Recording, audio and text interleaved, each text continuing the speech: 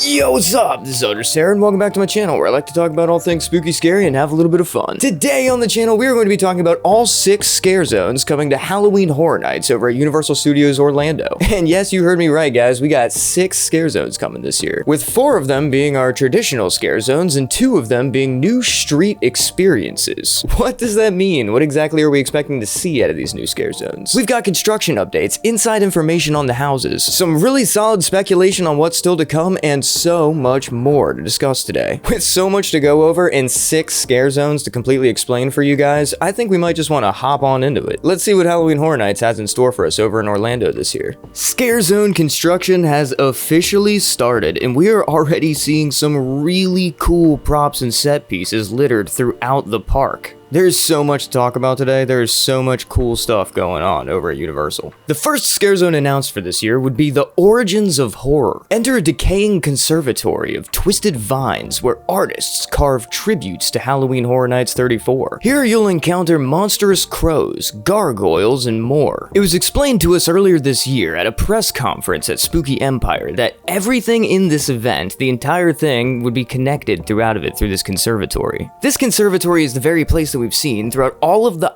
IP house announcements that we've seen so far this year. Now, we were initially told that this may be stemming from, or at least taking place inside of the El Artista house. But we also know that this whole conservatory and the themes surrounding it are not confined to that haunted house, but will rather sink their claws into every aspect around the event this year. Does that make Sergio from El Artista the icon, or could it perhaps be that the icon this year is the conservatory itself? Not a whole lot is really known about this just yet, but as we uncover more of it, we'll talk about it more on the channel. The important things to note, and the important things that we do know so far, is that El Artista and this scare zone, Origins of Horror, will be very greatly intertwined. And it's more than likely that these themes are gonna kinda stretch out throughout the entire park. Hopefully the conservatory doesn't only exist within the Origins of Horror here. I have a good feeling that it'll find its way to infect the rest of the park. Interestingly enough, it does seem that the key art here matches up a little bit to the conservatory that we've seen in those trailers. We were given a little bit more information about this scare zone when we learned that it will also feature stone statues carved by chainsaw sculptures in this zone, to the 5 intellectual properties featured at Horror Nights this year. We've also been told that there's going to be a change to the opening truss at Halloween Horror Nights 34. The big Halloween Horror Nights logo that we see seated at the front of the park will not be red this year. No, the sign will actually be leaning into somewhat of a turquoise blue. This will be to help match the overall theming of the event. It's stated that this is something that people behind the scenes have been trying to work on for a few years now, changing this up, and I find that to be kinda interesting. These entry port scare zones have been lackluster to say the least over the past couple of years. What once served as a place for creditable scare zones that were really cool, lately we've just been getting kind of a welcome to Horror Nights kind of vibe going on here. Some people may absolutely love that, and for the 30th anniversary when they did it for the first time, to my understanding, it really hit. The year before that, it was all done up as like arcades and stuff to go with the 80s theming that they had going on. And since then, it has 100% served as just a welcome to Horror Nights area. I'm glad that this time around, they're trying to make the scare zone feel a little bit more like years past. I'm here for the changes, the updates, and whatever other kind of cool tricks they want to play out here. I'm interested to see what kind of statues they make. It'll be really cool for each IP to have their own one going up. I'm sure that this will lead to some really cool photo ops. And yes, we read that right, 5 IPs. That more than likely means that we've gotten all the original houses that we have to get this year, and that we're just a few days away from the Wyatt 6 being announced as the final IP for Horror Nights. Yeah, so it's looking like we've got some very big and welcome changes coming to the entry port scare zone this year. As I've stated, this whole entry port area has been pretty much beaten to death at this point. It's kind of lost all of its identity, and it's just become a little hub at the beginning of the park. Well, at least it was. This year, it seems like we're going to be breathing some life into this whole area. It's really cool how this zone seems like it's going to be its own thing while also linking and connecting to everything else in the park. This zone should definitely have its own purpose, but at the same time, it serves to welcome you into the park and connect to every other scare zone and every other experience that we're having at Horror Nights from this moment forward. So it only seems right that this one's going to be washed in gothic, classic horror vibes. I'm really excited for these changes, but there is so much more to cover here today, so let's move on with it. But let's move on, because the next scare zone that we had announced was Masquerade Dance With Death. You're invited to a masquerade ball where bloodthirsty vampires lurk behind ornate disguises. When their masks fall,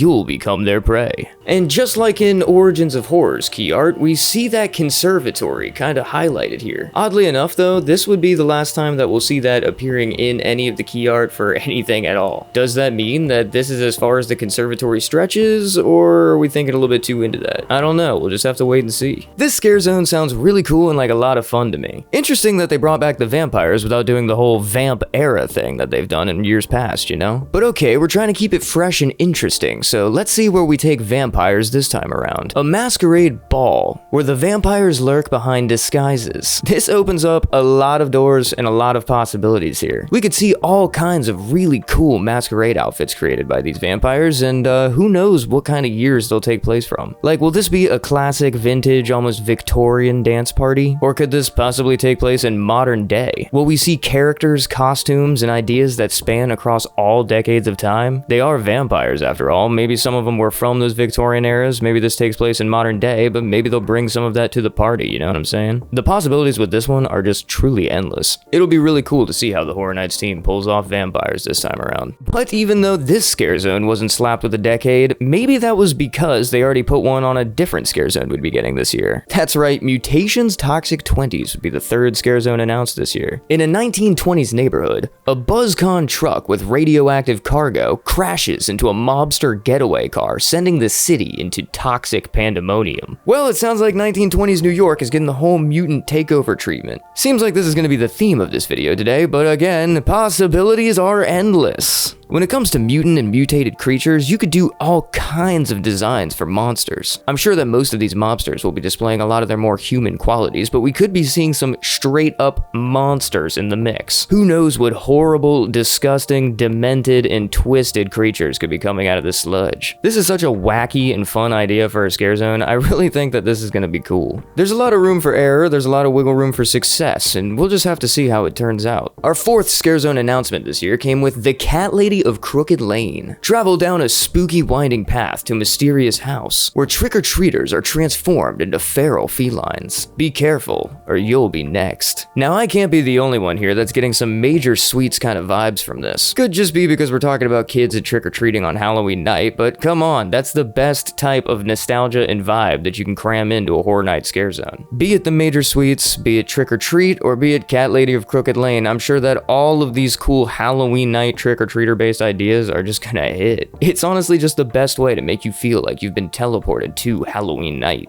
Seeing all these little trick-or-treaters running around and causing mischief. And of course by mischief, I mean cutting things down in the streets. It's also very important to note that this whole Cat Lady of Crooked Lane thing actually came from Slaughter Cinema. Yes, this was a poster that we saw in Slaughter Cinema 2, and who would have thought that it would be a scare zone we'd be getting this year? Between this and Hatchet and Chains, we're seeing a lot of Slaughter Cinema 2 love. And I mean, who could blame the Horror Nights execs for pulling this thing off? The Slaughter Cinema haunted houses have been amazing over the years, and everything that we've pulled from them has been massively successful in its own right. I'm really excited to see what we're getting out of the Cat Lady of Crooked Lane. What kind of horrible trick-or-treaters slash, you know, people mixed with cats, like hybrid mutant creatures, do you think we're going to be seeing out here? Between this and Mutants Toxic Twenties, I think that the costume design team is going to be cooking. But while this stands as our last traditional scare zone that's being announced here, we have two more to talk about. Yeah, so earlier in the year, we were talking about how there may be 11 houses. It seems like what we were missing is that there was actually going to be 6 scare zones. And we learned this when Horror Nights put out that all new street experiences are taking over horror and taking it to new heights. Here featuring zombie car hops, undead DJs, and more. We were promised more details coming soon, but I think it's important to note that these are all new street experiences and not the scare zones that we're used to. Now, what does this mean? What does Mel's Dying Zombies and Club Horror have for us that we haven't seen before? Well, personally, the Mel's Dying Zombie experience kinda just sounds like a scare zone that we'll be having outside of Mel's. Horror Nights put out an ad earlier this year looking for scare actors that could also ride around on roller skates. So I think that's a pretty clear indication that we're probably gonna be getting something like that here. This could be like a new scare actor dining experience. I could easily see something like that. Maybe the people inside of Mel's will even be dressed up and we'll see some scare actors walking around. Let me know in the comments down below what they could do to make this different from regular old scare zones. Now, Club Horror, on the other hand, this is something I think we have a pretty clear idea of what we're getting. Taking over what normally serves as a photo op and bar area over by Fast and Furious and the surrounding Jaws stuff. I think that this is going to continue to be a good photo op zone. I also think it's going to be a place for people to just hang out and cut loose, have a few drinks, and enjoy the atmosphere. I mean, come on, it's called Club Horror. What else can we really expect here? We've seen a lot of trusses and metalwork going up in this area, and we've even seen a little stage being put up as well. I think that this could be a clear indication of where a DJ booth is going to be going. Michael Aiello elaborated on this a little bit, saying that they're trying some new things this year. Fun horror and Halloween-themed content to experience while journeying through the park. What do you guys think about these new experiences, and what do you want to see out of them? Let me know in those comments. A commenter asked Universal directly, so is this considered the final scare zone, or is this something totally different? I'm confused. With Universal Orlando Resort responding, in addition to 4 all-new scare zones coming to this year's Halloween Horror Nights, the event will also feature several new roaming street experiences to keep you fully immersed in the scares, no matter where you are in the theme park. Now, with that said, does this mean that Mel's Die-In and the Club Horror thing are going to be roaming street hordes? I feel like maybe that could even be something different, like the chainsaw horde that we see every year that's not exactly announced. I don't know though, this kind of muddies the waters a little bit, doesn't it? Maybe we can sleuth this whole thing out together. It was stated a few months ago in a panel at Spooky Empire that this year the scare zones would stretch far beyond the limits of what we've seen previously. The directors at Halloween Horror Nights this year really want you to feel like you're not safe anywhere you go in the park. We've been promised expanded borders, new experiences, and all kinds of really cool stuff this year. We're gonna have to bookmark this and come back to it later. At first glance, it seems like most of these scare zones are pretty disconnected in their own right, and they all seem a little bit tame, don't they? The Gothic entry port sounds like a good way to set things up for the event. The 1920s mutant gangsters sounds a little bit slapstick, but it should be fun. The New York area for scare zones has housed a lot of really cool and classic zones over the years. Hopefully this one's able to live up to that reputation. They're gonna have a lot of space to fill out with these decorations. There is an endless amount of costume designs we could be seeing with these mutated gangster creatures, so I'm excited to see what they give us for that. Vampires are nothing new, but it'll be cool to see how they do it within this masquerade setting. Will this thing be set in the past or the present? It'll be cool to see where this goes. The trick-or-treaters turned cat people scare zone definitely has me intrigued. I mean, hey, I'm a sucker for anything that takes place on Halloween night, so you got me there. And as far as these brand new street experiences go with Mel's and the party zone, I really don't know too much about what to expect here. Hit those comments down below and let me know how you expect this to play out. Is this going to be some sort of a roaming horde like we're used to seeing with the chainsaw? I mean, that's kind of how it was described here, wasn't it? But like, with how these things are set up, it kind of seems like these zones are going to be stationary. I'm not quite sure how this is going to turn out. The only thing that we can be sure about is that this year will be something special, and it'll be them trying out a little something different. We'll just have to wait and see how Horror Nights wants to surprise us. If there's 2 questions that I still have, and I'm interested to see how you guys speculate in the comments down below, it's that how will these things be new and different experiences, and how will all of these scare zones connect to each other? It was told to us that the whole theme of the conservatory and everything that happens in El Artista was going to spread its way throughout the entire event. How exactly do you think this is all going to come back to that conservatory? On the topic of construction, we've been seeing a lot popping up recently, haven't we? First of all, there's some visible progress we can see on the Hatchet and Chains facade. And if you squint hard enough looking into the stadium where we have the Nightmare Fuel show, it seems like they're already getting the set pieces together here. And man, this looks crazy. I'm not quite sure what they're cooking up back here, but these giant Reaper skeleton guys are going to blow minds, I'm sure of that. It's been kind of a back and forth argument whether or not the Nightmare Fuel thing has been getting stale over the past few years, and last year they changed a lot up. I wonder if we'll be continuing that trend. I'm really excited to see what this whole stage set piece looks like. I'm sure sitting under these gigantic Reaper guys is going to feel intense. Maybe they'll even shoot fire. On the topics of facades, we can see a little bit of what's going on with the dollhouse one. It's more from a back angle, but still cool to see progress coming along, isn't it? I'm sure that this will be something really interesting when we finally get to see it, you know, from the front view. And generally speaking, there have been a whole lot of trusses and little stage pieces getting set up all across the parks. Pardon our dust, the fog is on its way. A little bit more information we've got to touch on before we head out of here today. We recently learned from some posts on Twitter that in Jason Universe you'll get to visit Camp Crystal Lake, Jason's Kill Shack, and amazing classic moments from the Jason Universe. This house is from the exact same team that created the Insidious house and the Red Curtain Room. So with big scares being promised here, we can expect Jason to pop up around every corner. This whole Jason universe thing is something that has confused a lot of people. What does this mean? What does Jason universe own? Are we going to be able to see anything from the other Friday the 13th movies? Well, it seems like yes, we will be getting things from the Friday the 13th movies. All of the great kills, iconic moments, and memorable things that we've associated with Jason Voorhees and Friday the 13th will be on full display in this haunted house. The Friday the 13th rights battle has been long, strenuous,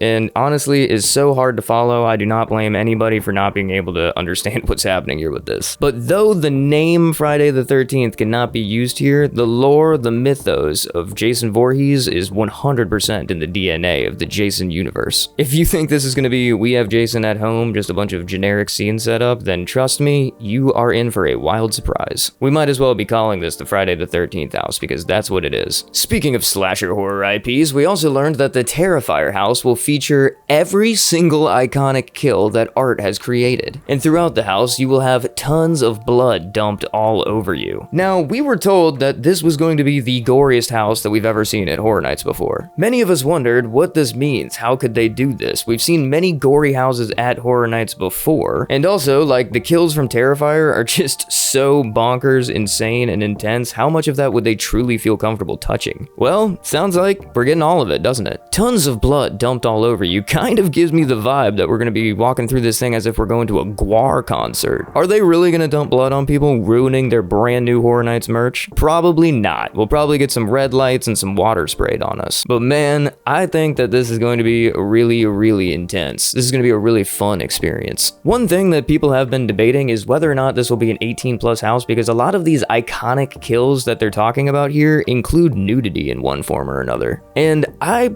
just don't think that that's somewhere that Halloween Horror Nights is willing to go. I don't think that's a line they want to cross. We're obviously not talking about like real nudity, like real scare actor nudity. What we're talking about here is probably like mannequins and stuff like that, but I still don't think that that's something that they would push. The Terrifier haunted house at Horror Nights is going to be one that we're just going to have to see to believe, I guess. They've made a lot of promises here, and this could be absolutely deadly if pulled off correctly. We got a little bit of news coming in about the original houses as well. Grave of Flesh, what happens after you die? Well, creatures are tearing all of the flesh off of your body, stealing your body parts, and taking them deeper into the belly of the earth. This haunted house right here is one that I am extremely excited for, and it may even be my most anticipated house of this year. That's crazy to say with all these super cool IPs coming, but trust me, the themes, the vibes, and the things on display here could be insanely cool. This could be a house that they either knock out of the park, and it could be one of the greatest of the year, or it could be one that falls flat and everybody's just standing around going, what am I looking at? We've been promised some terrifying